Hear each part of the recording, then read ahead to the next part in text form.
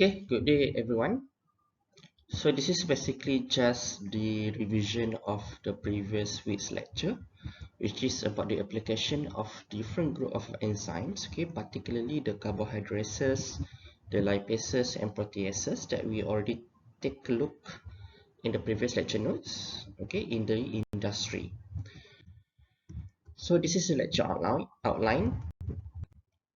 Okay, basically it's about this enzyme being applied in different industry. Okay, for the first one is enzyme cost in various processes, because this always change with the market values, so you probably cannot use this as a references. But in general, the price for technical enzymes are usually around 15 to 50 ringgit per kilogram of the substrate. Okay, and if you can see in the table, it's actually the cost of the enzyme used usually in per ton or in a larger amount, because the industry usually deal in a large amount of substrate. As you can see here, the cheapest one is usually in the dairy industry, I guess. Only, oh, but this one is per liter of milk. Okay, so if we take it in 100 liters, maybe it will be more expensive.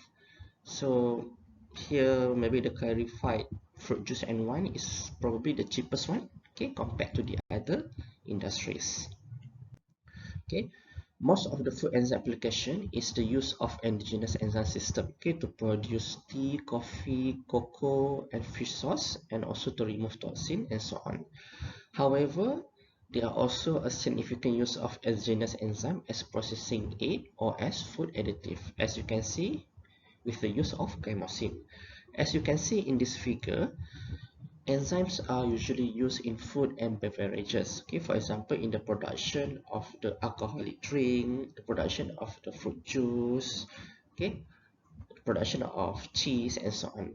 However, currently, the market is shifting towards the production of functional food and nutraceutical. For example, in the production of yogurt, okay, so we have a better functional food compared to the normal milk. Okay, maybe in the extraction of certain bioactive compound, for example supplement, or maybe the use of enzyme to break the starch into fiber, and we can use the fiber to fortify the beverages, the use of probiotics and so on.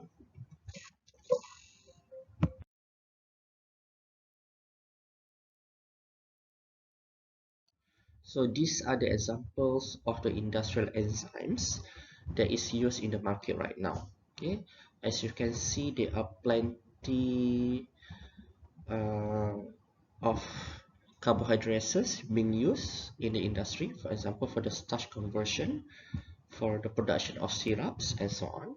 Also, there are significant use of proteases. For example, the use of rennet and chymosin,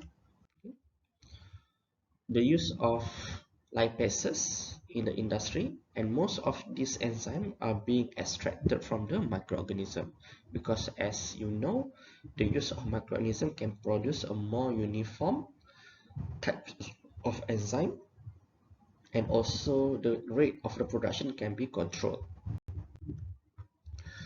Okay, we will take a look at the food industries whereby the most of the enzyme is being utilized. Okay, it says here green. Okay, because the use of enzyme is always associated with greener technologies. The first one is dairy. Okay, dairy products made using bioprocessing. The first one that is very popular is cheese. Okay, because cheese use a lot of enzyme in the form of rennet and also lipases. Okay, lipases is being used to break the fat, so we can create a new flavor. Okay, because fat actually contributed to the flavor. Second is the use of enzyme in yogurt and fermented milk, especially from the lactic acid bacteria. So in this case, instead of adding the enzyme directly into the yogurt, we use lactic acid bacteria as the medium or vehicle to produce the enzyme. Okay, the third one is the use of enzyme in lactose-free and reduced lactose milk. Okay, in this case, we can add exogenous enzyme to break the lactose, so people with lactose intolerance can consume this milk. Next one is the hydrolyzed whey protein, because whey protein can be quite allergenic to certain people.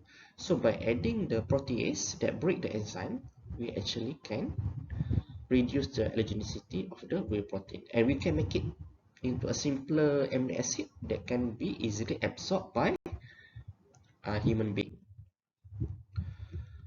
Okay, these are some of the other application that you might be able to read yourself. Okay, for example, clarified milk products. Okay, the production of ghee or clarified butter, extending the shelf life of milk. Okay, and improve texture and viscosity of the dairy product using the enzyme.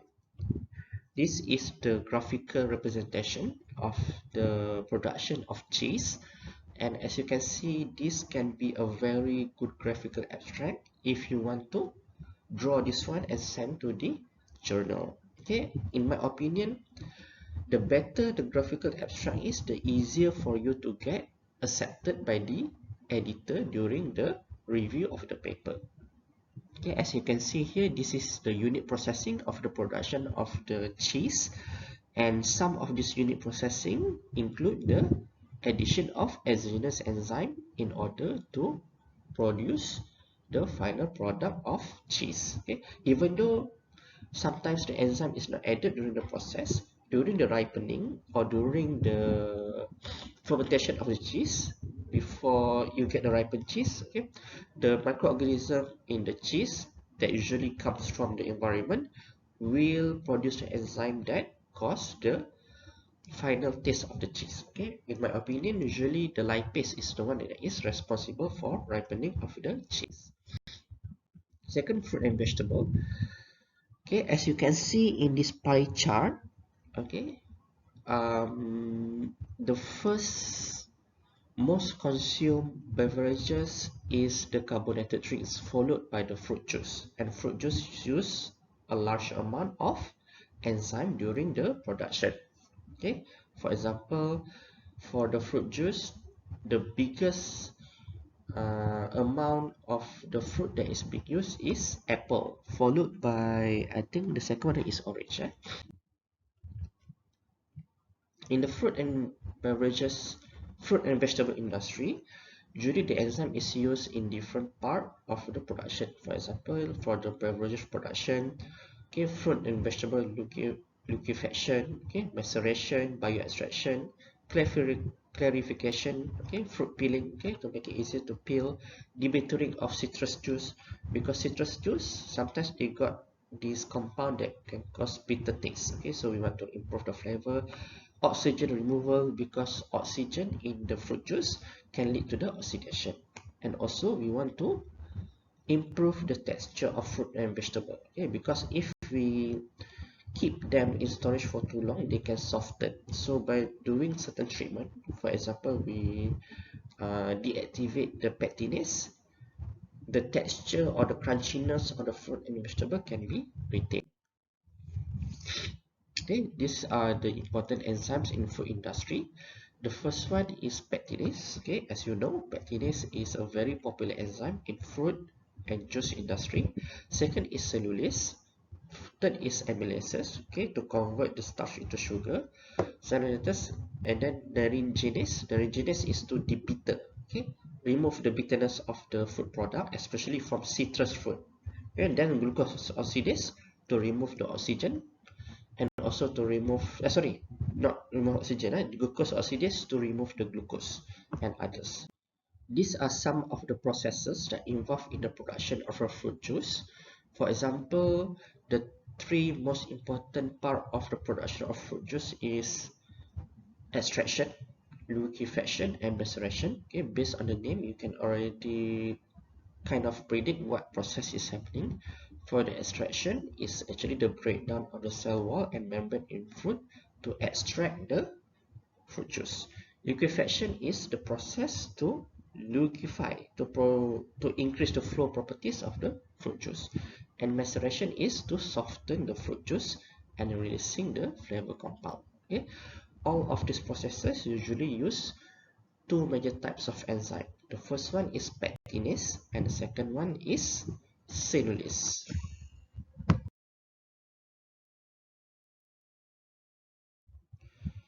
So this is the example of the use of enzyme in clarifying this juice. Okay, so by adding the enzymes, we can help in liquefaction and clarification of the juice, as you can see in this picture. Some of the fruits, for example the citrus fruit, can be treated with pectinase to accelerate the peeling. Okay, because it can break the pectin that glue the skin and the flesh of the fruits together. Product that is obtained is usually free from their skin. Also, one important enzyme is naringinase, okay, whereby the naringinase can break the naringin, the compound in the citrus fruit that can contribute to the bitterness of the fruit juice into two different components of rhamnose and prunin. On top of reducing the bitterness of the fruit, it can also increase the sweetness and taste of the fruit juice, okay, in the production of rhamnose and glucose in the fruit juice. And as I told you earlier, the deactivation of certain enzymes can also improve the texture retention in fruits and vegetables. Okay, for example, here it's not deactivation, but it's actually a way to avoid the pectinase from entering into the structure of the fruit and cause the softening of the fruit. Okay, in this case, the strategy is by using the calcium ion, okay, to protect the structure of the fruit and vegetable from being attacked by the uh, enzyme that can cause the softening of the fruits. Okay?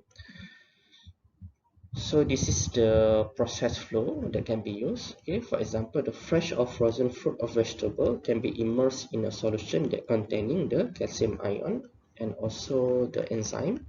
You can incubate them for a period of time at optimum temperature of the enzyme. Then you inactivate the enzyme and you can improve the texture of the fruits. Okay, one of the most popular use of enzyme is in alcoholic beverage production. Okay, the first one is beer, and the second one maybe we will take a look at the wine. But basically, the two of these processes they involve pretty much similar enzyme types. Okay, to produce the alcohol. The first one is beer, which is especially made from the barley, has been favored as an alcoholic drink for a long time. There are many types of beer, with lager and ale being two primary categories. This one I'm not really familiar with, okay, but I guess it actually depends on the alcohol content of the beer, or maybe the substrate that is being used. Okay, it says here the regular beer usually contains about 4.1 to 5.5% alcohol by volume. Strong and extra strong can contain up to 8.6%, but light beer contain less than 4.1% alcohol content. Okay, these are the production of the beer. The use of enzyme is actually happening at almost every stage of the production of beer, even during the selection of the raw product, okay, or the barley, like I said earlier. Okay, because in this barley they have this raw enzyme that is reside inside the barley that can help in the maturation of the final beer product. Okay, it says here the endogenous enzyme in malting, which present in the barley grains, are germinated. Okay, they produce enzymes like amylase, pullulinase, and glucoamylase, all the carbohydrates enzyme. This enzyme play a vital role during the mashing process in brewing. So you need to mash them first, and during the mashing process, it will release this carbohydrates enzyme that can help break down the starches into simple sugar. it is important to provide the simple sugar for the fermentation by microorganism later on to produce the alcohol. On top of the endogenous enzyme, we can also add exogenous enzyme, okay, that is not produced naturally during the malting process. Okay, it is especially important if there is a subpar malt batch that doesn't produce enough enzyme. So addition of these exogenous carbohydrates can ensure that there will be enough fermentable sugars produced during the mashing process for efficient fermentation. The exogenous enzyme can be also added, okay, for example, in this case is proteases, to remove the colloidal haze in the beer. Okay, it is essential because the presence of certain protein and polyphenolic compound in beer that can lead to haze formation, especially when the beer is chilled. Okay. Proteases like pepin are added to break down this protease, reducing potential of haze formation. For cellulase and hemicellulase, this enzyme targets cellulose and hemicellulose, two major components of plant cell wall. Okay, so when barley grains are mashed, this fragment of compound might end up in the beer that can produce haze and cloudiness. Okay, so the addition of cellulose and hemicellulose can reduce this haze or cloud. For the production of light or low calorie beers, usually we need to convert most of the starch into simple sugars first in order for the microorganism to convert them into alcohol later. So the more of the starch that is being converted to simple sugar, the lesser the calorie is. Okay? Secondly, in the development of the flavor, some enzymes, for example, alpha acetolactate decarboxylase, can be added to impart some unique aroma to the beer. Okay, it says here the production of acetone, okay, which is a type of VDK compound, can impart a pleasant buttery aroma. However, in light beer production, this aroma can be overpowering. Okay, so the addition or the activation of the enzyme need to be controlled at some point. Okay, next we will take a look at wine making, which is pretty much similar to the beer making. However, the wine making, the main substrate is usually the grapes or fruits. Okay, it says here some of the fruits that can be used to make wines. For example, cherry, elderberry, banana, pineapple, and so on. And apart from the fruits, you can also use other what we call a cereal that is rich in carbohydrate, for example rice. Okay? The quality of the wine depends on where the grapes are being grown, their variety and production technology, which is self-explanatory. The two types of grapes that I normally use, the first one is white and second one is red or black grapes to produce white and red wines respectively. The production technology includes harvesting, pressing, mass treatment, mass fermentation, and cellar treatment. So the mass is actually the mushy of the grapes, and cellar treatment is where you keep the wine for a period of time to develop more aroma and flavor. After destemming, the grapes are squashed into mass without destroying the seeds. I think because if you destroy the seed itself will impart or will contribute to certain taste that is not desirable, and it also may contain certain enzyme that can spoil the taste of the wine. For the white wines, the mass is treated with enzyme to improve the juice extraction. After filtration, the juice is fermented for a period of time. And I think if you really watch movies, okay, it says that the longer the fermentation time is, the better the flavor and the quality of the wine is. For the red wine, the mass is either fermented for a short period or heated 40 to 50 degrees and reacted with pectinase to release the juice and the anthocyanin that contribute to the color of the wine from the grape skin. It takes about 2 to 4 hours, then the pressing or the filtration is done. Okay, the fermentation may take from a few days to several months to several years and can be regulated by temperature. Okay, so these are some of the important enzymes in wine industry. For example, of course, the most important one is pectinase and cellulase for the juice extraction, as I mentioned earlier. Also important for the bio-extraction of anthocyanin in case you want to produce red wine, tannins and other bioactive compound. Okay, second, proteases to reduce the colloidal haze similar to beer.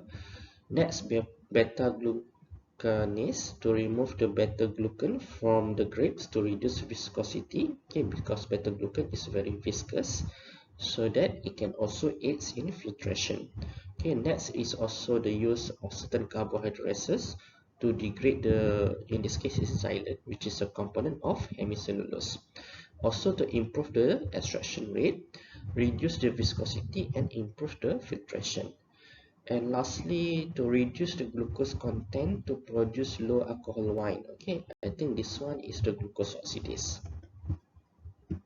The next one is the use of the VDKs that I mentioned earlier to contribute to the buttery and pleasant aroma development. Okay, but it needs to be controlled in light beer because usually this aroma is not desirable in the light beer or the light wine.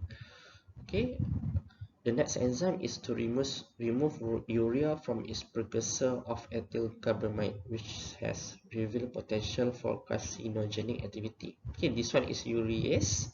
Okay, so because some of the fermentation can produce certain component that can cause cancer, so the addition of this enzyme can reduce the formation of this component.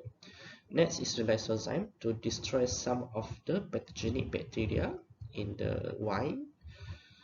And the last one is glycosidases to remove sugars from the odorless non-volatile glycoconjugates that can form odorous volatile that we don't want. Okay, so as you can see here, the flow processes of the production of the wines, and there are plenty of different enzymes that is being used to produce the final product. Okay, the last one is baking industry. It's actually not the last one, but some of the things that we will cover in the lecture today.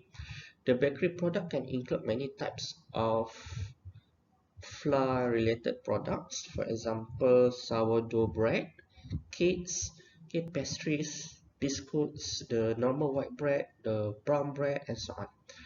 Okay, it says here bread is one of the major and earliest form of food products. Okay, I think maybe since the beginning of the humanity we already have the bread. Okay, wet bread is the most common and most confused type of bread worldwide.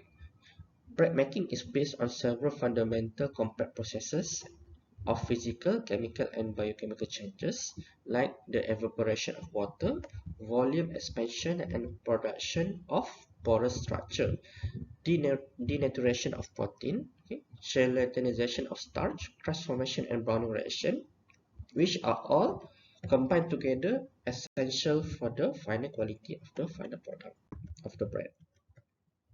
So you can see from here there are plenty of different enzymes in baking, but I just want to highlight here probably the two most important enzymes in baking. The first one is carbohydrates because bread use flour which contains a lot of starch. Second is protease, okay, because bread contains I mean the flour contains protein in form of gluten, okay, that can give the final texture to the bread. Okay, and it says here some of other enzymes, for example lipase and transglutaminase, which is another protease, is also being used during the production or during the baking of the bread product. Okay, wheat flour comprises of starch, okay, up to 70%, protein up to 13%, moisture, pentosan, and lipids. Okay, so all of these components can be targeted by enzyme to produce a different final product. Other major cereals used in bread making, okay, apart from the wheat flour, you can use corn, rice, barley, sorghum, millet, oat, and rye. Chemical additives that were used in baking industries are being replaced by enzymes due to their ability to accelerate dough development, improve loaf volume and crumb structure of bread, improve handling of dough, delay stalling of bread, improve the snap, okay, properties of cookies and crackers, okay, so the texture, and replace bromates, okay, dough strengthener, and another chemical metabisulfates, okay, that weakens the gluten, okay, because these are the chemical that can have adverse effect on the consumer perception. Okay, for the first one, alpha amylase, MD means at the saccharification of the starch line, the uniform saccharification of starch to provide more fermentable sugars. Dough viscosity is reduced, resulting in improvement in the volume and texture of the final product. Also, additional sugars in the dough will improve the taste, crust, color, and toasting qualities of the bread. Okay, we also can use hemicellulose or xylulose to improve the texture of the bread. Okay, pentosanesis, okay, one of the component in the wheat flour, okay, it acts on the pentosans to decrease dough development time, increase moistness due to the formation of pentosan-based gels. Oxidoreductase, okay, the redox enzyme, the sulfur oxidase and lipoxygenase to strengthen gluten network, okay, replace the chemical catalyst just now, okay, it can use to strengthen the gluten network in dough through the formation of sulfide bond and bleached dough respectively. Glucose oxidase is sometimes used where hydrogen peroxide that is generated interacts with the very reactive thiol groups of the protein by forming the sulfide bonds and promotes the gelation of the water-soluble pentosans. Also, the use of alpha amylase to produce the maltose from the starch, okay, to improve the fermentability and the structure of the dough. Okay, it says here this enzyme joins the is it GABA, okay, carboxyamide group of peptide bond glutamine residues to a variety of primary amides such as the group of lysine of protein. I think this is transglutaminase, it says here. The use of transglutaminase is aimed at decreasing the dough stability and increase resistance to stretching due to reinforcement of protein network. Okay, so the use of transglutaminase is to increase the fiber network of the bread. And as you know, this enzyme is also very popular to produce the surimi, okay, because it can strengthen the protein network between the amino acid of glutamine and give a better texture and structure to the final product. Okay, this enzyme helps to reduce alkalimide in fried food. Uh, the name of this enzyme is acrylaway, which has a very high specificity for asparagine and has a high temperature optimum. So I think this enzyme is asparagine, okay, because it can attack this. This enzyme is asparaginase because it can attack the asparagine, reduce this amount of amino acid, and reduce the formation of acrylamide. Okay, because acrylamide is considered as probable carcinogenic for humans. Okay, by reducing the acrylamide, okay, in this case by reducing the asparagine using the asparaginase, the Maillard reaction that produces the acrylamide will go on with other amino acid, but it does not produce the acrylamide. Okay, so the Maillard reaction will still go on with other amino acid, but not with asparagine. So it says here the enzyme has been shown to able to reduce the acrylamide formation by 65% in crackers, to 92% in tortilla chips, to 95% in potato cubes. Okay, We just cover some the use of enzyme in some industry, and as you can see from here, other industries can also utilize enzyme in their production. For example, for meat tenderization, skin removal from skate. Skate is the ikan pari, okay, the fish that is triangle in shape. Okay, by removing the skin, it's easier for us to process the skate. I think this one we can use the protease. Okay, and then the fish sauce for production. Of course, you know that fish sauce, they have a very strong flavor, which usually contributed by the fermentation or by the addition of the enzyme.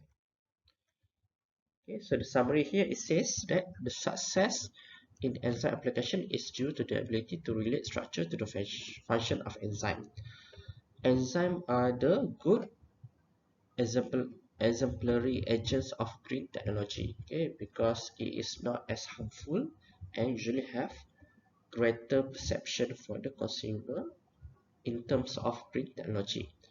There is a definite and positive endorsement from the industries. Okay, it says here the use of enzyme in the production of goods and services is an important component of sustainable and components of sustainable industrial development. Okay, or ECD, I think is a group of the industrial companies. Okay, and it says here during the 1998 to 2001. Okay, which is a very long time ago, and of course nowadays enzyme is being used more prominently. The food industry is one of the main users of enzyme, as you can see in the graph in the previous lectures. Okay, followed by the clinic and detergent. Okay, I think that's all for the lecture today. Okay, thank you.